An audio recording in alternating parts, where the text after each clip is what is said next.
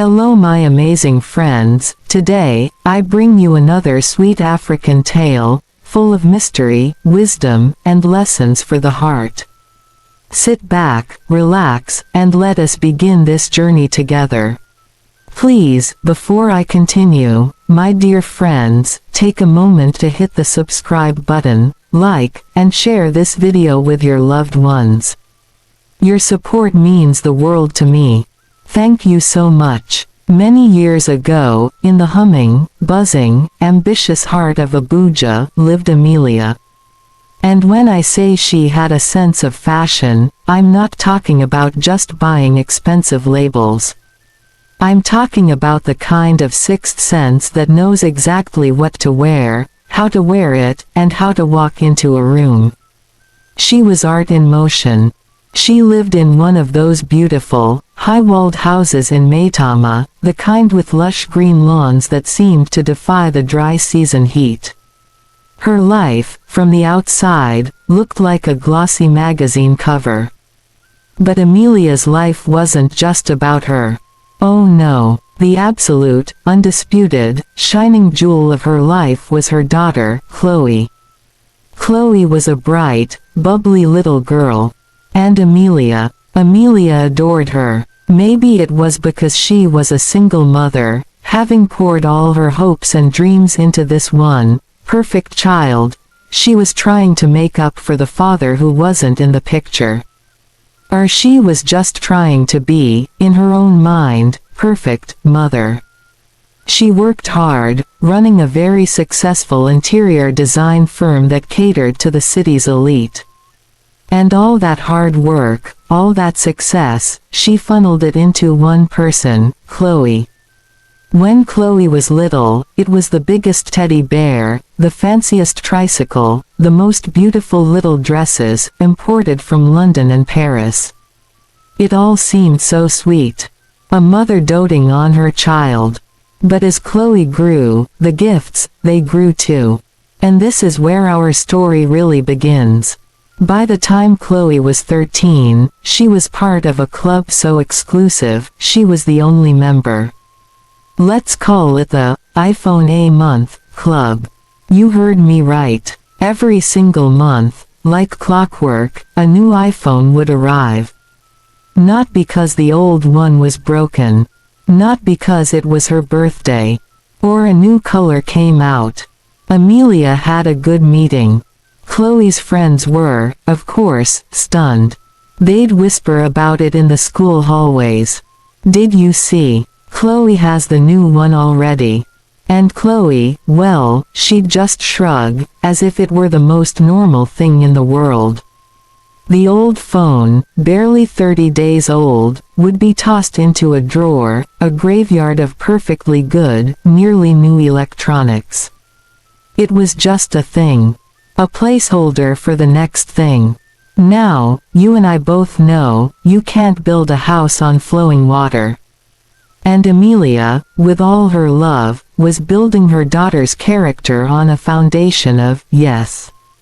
The first cracks started to show, not in a big, dramatic way, but in small, subtle shifts. It started with gratitude. The word, thank you, began to disappear from Chloe's vocabulary. Why be thankful for something you expect? The squeals of delight that used to follow a new gift were replaced by a quiet nod, or even worse, a critical eye. Oh, this one is only 256 gigs. My friend's dad got her the 512. Amelia would feel a tiny, sharp sting in her heart. Just a little one. But she'd push it down. Oh, she's just a teenager, she'd tell herself, smiling brightly.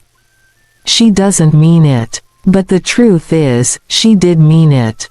She was learning a very simple, very dangerous lesson. Her mother's love was something she could measure in megabytes and screen size. I want to tell you about one specific incident. It was a hot, sticky Saturday in Abuja. Amelia had taken Chloe for lunch at a fancy hotel, one of those places with a buffet that seems to stretch for a mile. Chloe, now 14, was scrolling, always scrolling, on her 2-week-old iPhone. Amelia was trying to talk to her, asking about school, about her friends. And Chloe was just giving those one-word answers. Fine. Okay. Nothing. Amelia, frustrated, finally said, "Chloe, please. Can you put the phone down for 1 minute? I'm talking to you." Chloe sighed, that deeply dramatic, world-ending sigh that only a teenager can produce. And she didn't just put the phone down. She dropped it, casually, right onto the hard marble floor. Clack. Hiss. The screen fractured into a perfect, spider web pattern. There was a silence. Amelia just stared. And Chloe. She looked at the broken phone, looked up at her mother, and said, with no panic at all, "Guess I'll need the new one sooner." And she went to get a plate of jollof rice. Amelia didn't shout. She didn't ground her. She was so stunned, she froze. Later that night, she did what she always did. She went online and ordered a replacement. But why? Why would a smart, successful woman like Amelia let this happen? This is the part that's so important. Amelia wasn't a bad mom. She was a scared mom. Amelia hadn't grown up with all this. She'd grown up in a small town, sharing a room with 2 sisters, where a new dress for Christmas was a miracle.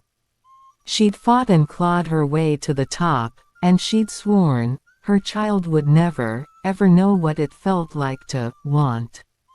She confused wanting with suffering. She thought that by giving Chloe everything she asked for, she was protecting her. She was building a fortress of things around her daughter, to keep out any potential sadness, any disappointment, any struggle. What she didn't realize was that she wasn't building a fortress. She was building a cage. A few weeks later, Amelia's mother, Grandma Adaugo, came to visit from the village. Grandma Adaugo was the opposite of Amelia. Where Amelia was sleek, modern, and high fashion, Grandma Adaugo was earth, and warmth, and beautifully worn wrappers. She was a woman who had seen it all, and her eyes held a wisdom that was, well, it was deep. She sat on the plush, Italian leather sofa in Amelia's living room, looking around. She admired the art, she praised the house, she watched her granddaughter, Chloe, who barely looked up from her screen to say hello. She watched as Chloe ordered the house help around like a general. And she watched the way Amelia would look at Chloe, with a mixture of desperate love and a new, flickering fear. That evening, after Chloe had disappeared into her room, a palace of gadgets and unworn clothes, Grandma Adaugo sat with her daughter on the veranda. The air was warm, smelling of jasmine.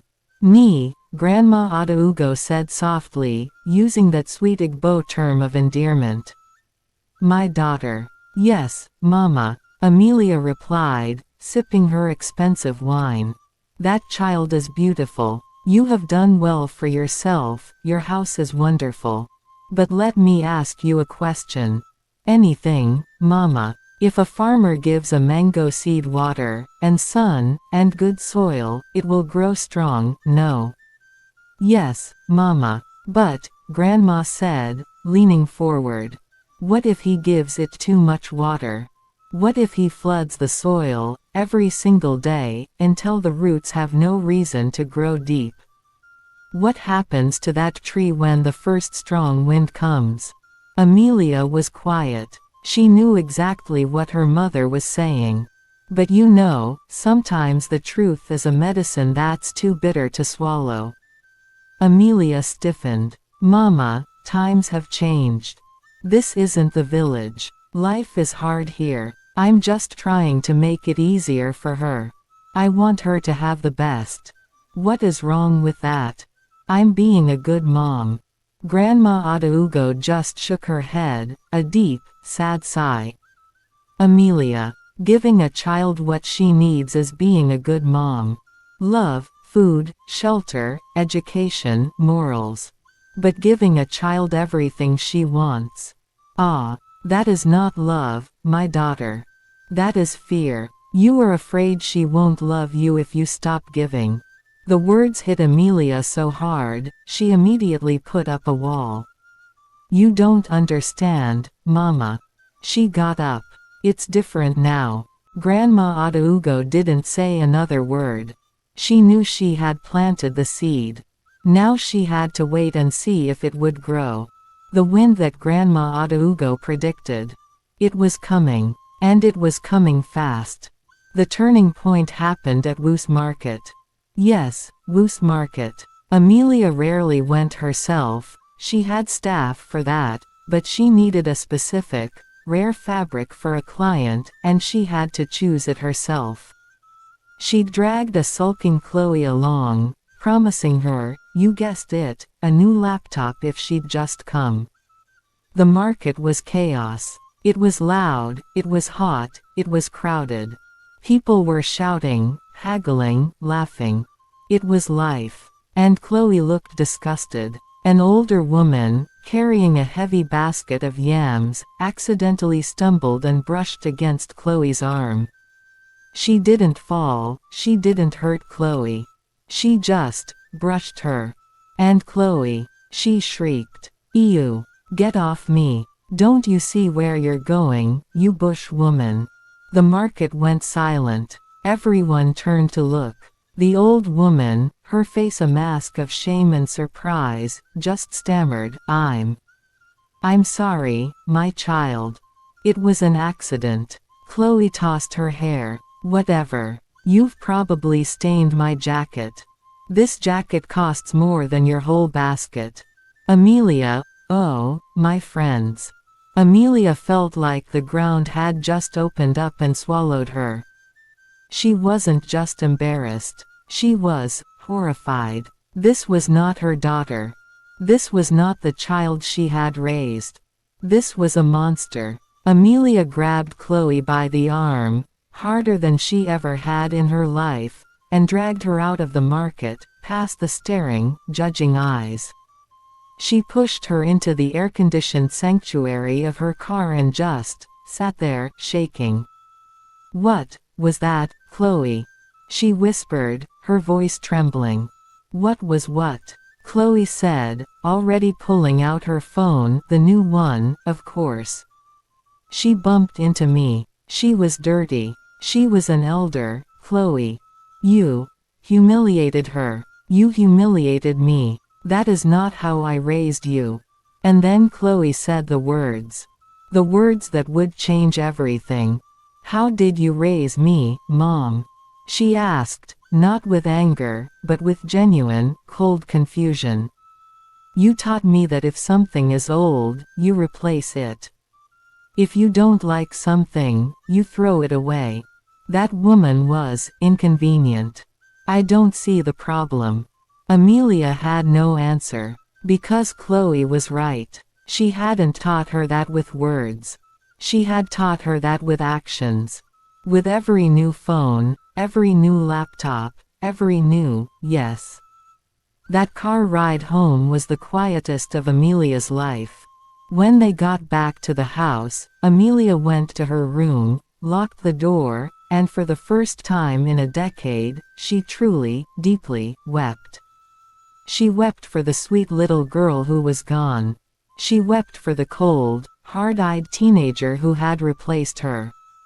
But most of all, she wept for herself. Because she finally saw it. Her mother's words came back to her. What happens when the first strong wind comes? The wind had come. And her daughter, with her shallow roots, was falling.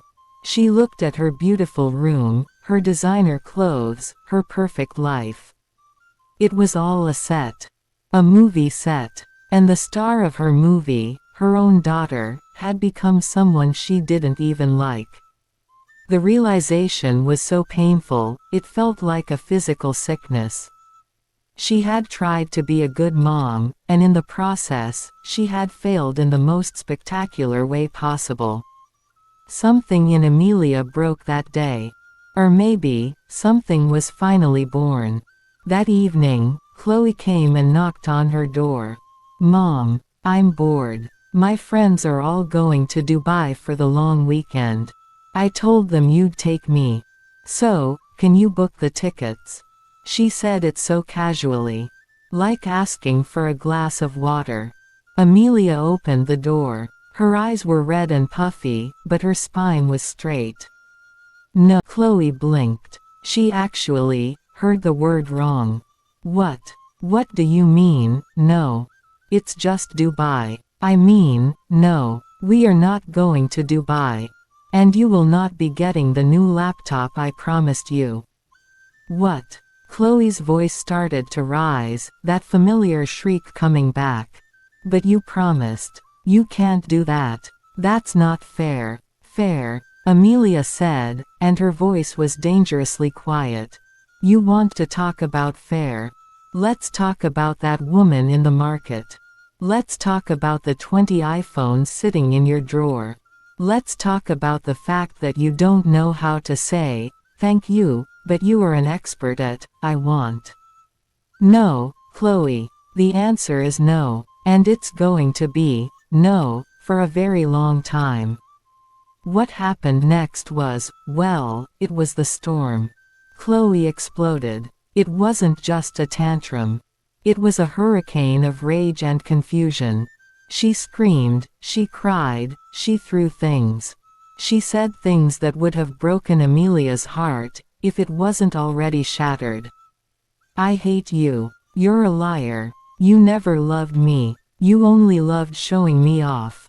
And in a final fit of pure, unadulterated rage, she grabbed her current iPhone, the one she had been scrolling on, and hurled it against the wall. Not an accident. Not a drop. A deliberate, violent throw. Shatter. And she screamed, "Now you have to buy me a new one. You'll see. You'll give in. You always do." But Amelia just looked at the broken pieces of the phone on the floor, and then back at her daughter's furious, tear-streaked face. And she did the hardest thing she ever had to do. She said nothing. She just turned around, walked back into her bedroom, and softly closed the door, leaving Chloe alone in the hallway with the mess. Chloe screamed and pounded on the door for an hour. Amelia sat on her bed, her hands over her ears, her whole body shaking. She was in mourning. She was letting the daughter she had go, to make room for the daughter she hoped she could find again. When the house was finally, completely quiet, Amelia picked up her own phone. Her hands were trembling so badly she could barely dial. She called her mother. Grandma Adaugo picked up on the third ring. "Hello." Amelia couldn't even speak. She sobbed. A raw, broken sound. And her mother, with that infinite wisdom, didn't ask what was wrong. She just said, softly, "Ah, Amelia. So, the wind has come." "Mama," Amelia cried, "Mama, I don't know what to do. I've broken her. I've broken my own child. It's too late." "No," Grandma Adaugo's voice was firm, but kind, coming down the line. "It is never too late. The tree is not dead. It has just fallen. Now, you must teach it to grow again. But this time, you must teach it to grow deep." That conversation was the beginning of the long road back. Grandma came back to Abuja. Not for a visit. To stay. The very next day, Amelia and her mother sat Chloe down. Chloe, who was now sullen and silent, her eyes puffy and defiant, expecting an apology from her mother. Amelia, with her own mother beside her for strength, laid out the new world. "Chloe," she began, "the bank is closed." She explained. There would be no more gadgets. Her phone, the one she broke, it would not be replaced. The house help. They were no longer Chloe's personal servants. She would clean her own room, do her own laundry, and help prepare dinner. Every single day. And the new rule. For every one thing she wanted, she had to do two things for someone else. Not for money, but for value. She would have to volunteer. She would have to earn the privilege of being part of the family. My friends, the first month was a war. Chloe was like an addict in withdrawal. She was angry, she was depressed, she was manipulative. She tried to play her mom against her grandma. She tried to starve herself. She tried to run away. She made it to the front gate.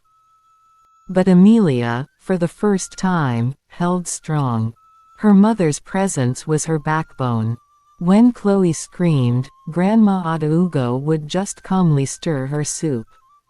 When Chloe refused to eat, Grandma Adaugo would say, "Ah, that's fine. More for us. You will be hungry tomorrow." There was no more, yes. Only, no, and, after your work is done, and, that is not how we speak to people. And the phone. Chloe had to take all the money from her allowance, which she now had to earn, and take her broken phone to a repair shop in Banex Plaza. She had to negotiate the price. It took her 3 weeks to save enough to get the screen fixed. And that phone, that cracked, repaired phone, she guarded it with her life. Slowly, so, the fog began to lift. With no new thing to look forward to, Chloe had to find something else to fill her time. At first, it was just boredom. Then, Grandma Adaugo started bringing her into the kitchen. Not to order her around, but to teach her. "Come, let's make the agouti," she'd say. And Chloe, sulking, would start to cut the vegetables. And her grandmother would tell her stories. Stories of their family, of Amelia as a little girl, of the struggles and the triumphs. Amelia started spending time with her, instead of money. They didn't go shopping. They went for walks. They went to the art market, not to buy, but just to look. And Amelia, the brilliant designer, started to talk. She talked about her work, her passion, her fears. And Chloe, she started to listen. She started to ask questions. A real, two-way conversation. The real change came when Chloe started her mandatory volunteer work. Amelia signed her up at a small local orphanage. Chloe, of course, was furious. But she went. And for the first time in her life, she was face to face with children who had nothing. No phones, no designer clothes. Children who were just overjoyed to have someone to read a story to them. One day, Amelia came to pick her up. She found Chloe in a corner, sitting on the floor, her hair all messy, with a little girl, no older than 5, asleep in her lap. And Chloe was just stroking her hair. Gently. When she saw her mother, she didn't get up. She just put a finger to her lips. "Mom, she's sleeping." Amelia stood in the doorway, and the tears that came this time, they weren't tears of sadness. They were tears of relief. Her daughter was still in there. She had just been buried. That was the day their new life really began. It wasn't perfect. It was never, like a magazine again. It was real. Amelia is still a fashionable, successful woman. And Chloe grew into a smart, funny, and kind young woman. She still loves nice things, there's nothing wrong with that. But she knows their price. And more importantly, she knows their value. Which is often, very, very little. And that's the story I wanted to share with you. Amelia learned, the hard, painful way, something that Grandma Adaugo had known all along. Being a parent, or a friend, are just a good human. It's not about being a, yes, machine. It's not about shielding the people we love from every single hardship, or giving them everything they want. That doesn't make them strong. It makes them shallow. True love, the real, lasting kind, it's like tending a garden. It's not just about giving water and sunshine. It's about pruning. It's about pulling the weeds.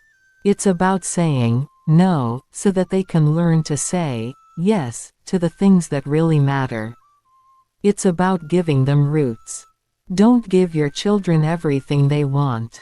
Give them what they need. And what they need, your wisdom. And your strength to say no, so they can build their own yes. Thank you for listening. If you enjoyed this story, please don't forget to like, share, and subscribe to my channel for more inspiring African tales. Your support means the world to me, and it helps me continue sharing stories that touch hearts and change lives.